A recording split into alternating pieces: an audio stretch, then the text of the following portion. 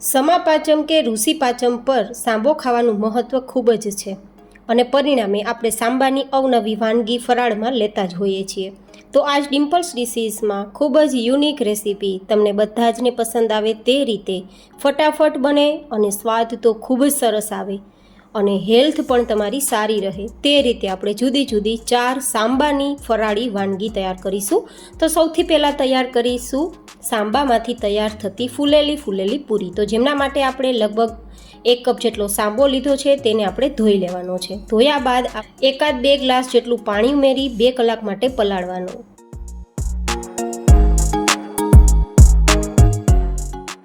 પલાળ્યા બાદ પછી આપણે તેમાંથી પાણી જે એક્સ્ટ્રા છે તેને કાઢી લેવાનું છે.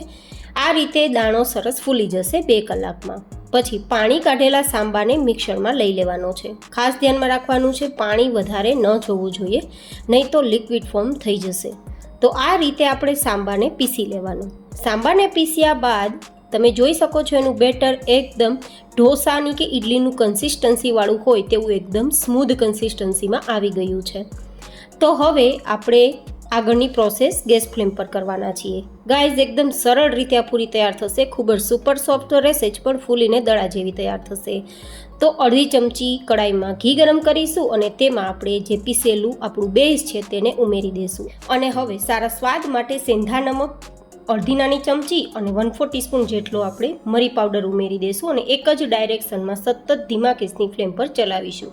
આ રીતે તમે ચલાવતા જશો ને તો 2-3 મિનિટમાં જ આપણું બેઝ છે તે કડાઈને છોડવા લાગશે ને બધું ભેગું થવા લાગશે. પછી તેને નીચે લઈને બીજા વાસણમાં લઈ લેવાનું છે અને આ રીતે બધું જ સ્પ્રેડ કરી દેવાનું પૂરા વાસણમાં. અને આ રીતે ફેલાઈ ગયા બાદ તેને ઠંડુ કરવાનું. ઠંડુ થઈ ગયા બાદ હાથમાં થોડું તેલ અથવા ઘી લગાવવાનું અને પછી આ રીતે મસળવાનું.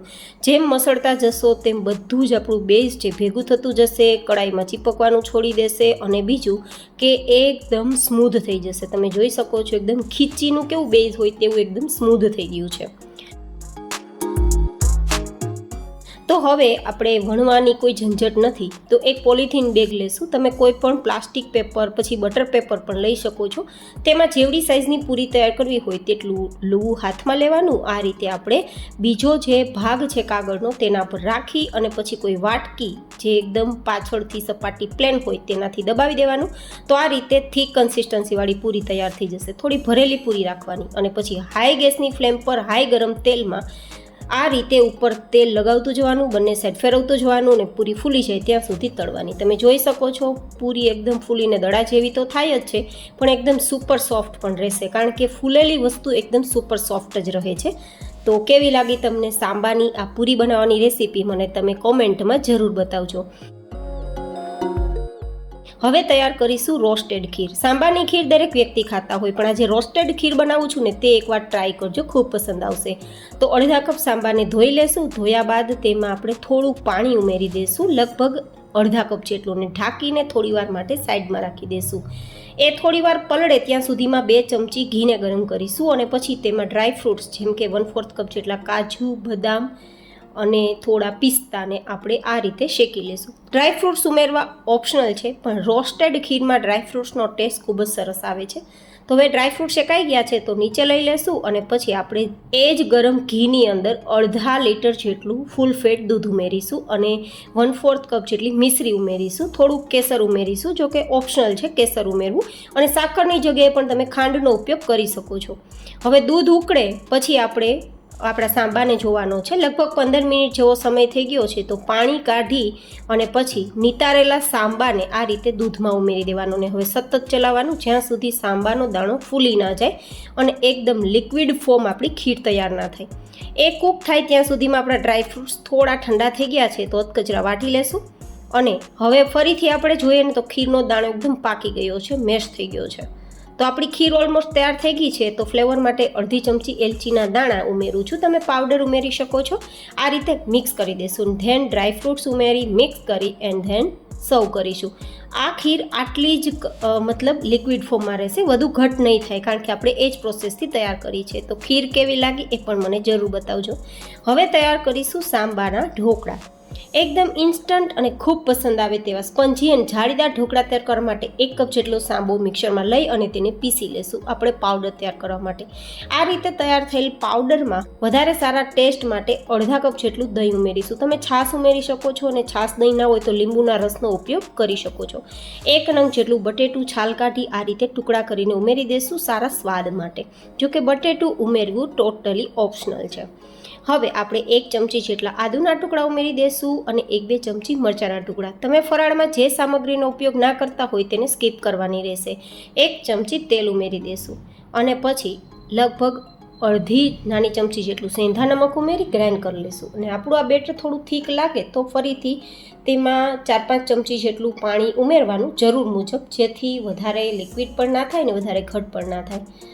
તો આ રીતે ફરીથી બેટર આપણું પીસાઈ ગયું છે તો એક્સ્ટ્રા વાસણમાં લઈ લેશું અને આપણે એક જ ડાયરેક્શનમાં તેને ફેટીશું, જેથી તેમાં હવાના કણ ભરાશે અને એકદમ સ્પંજી આપણા ઢોકળા તૈયાર થશે. તો આ રીતે લગભગ 10 મિનિટ આપણે કર્યું છે. તો હવે તેને ઢાંકીને સાઈડમાં થોડી વાર માટે રાખી દઈશું, જેથી એકદમ સરસ દાણો ફૂલી જાય.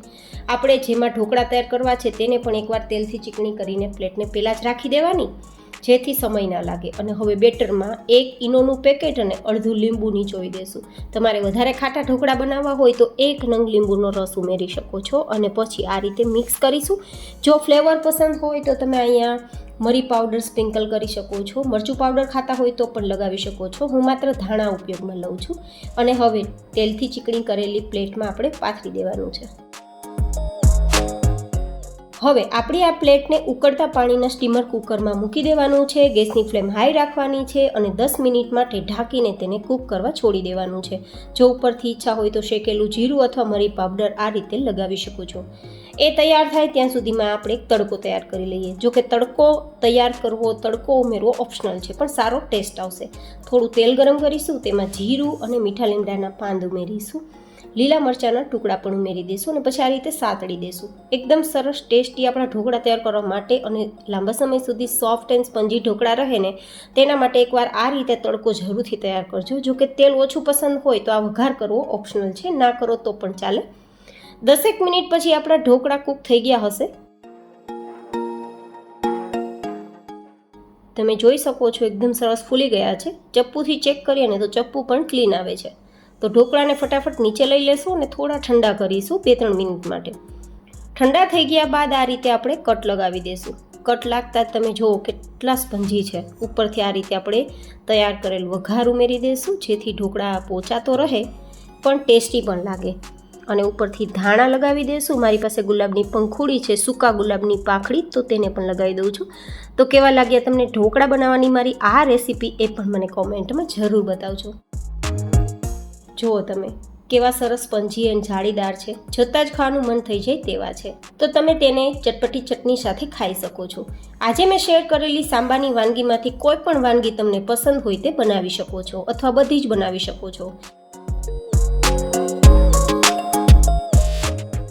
હવે તૈયાર કરીશું સાંબાના ઉપમા, જેને તમે ખીચડી તરીકે પણ ઓળખી શકો અને ઉપમા તરીકે પણ ઓળખી શકો.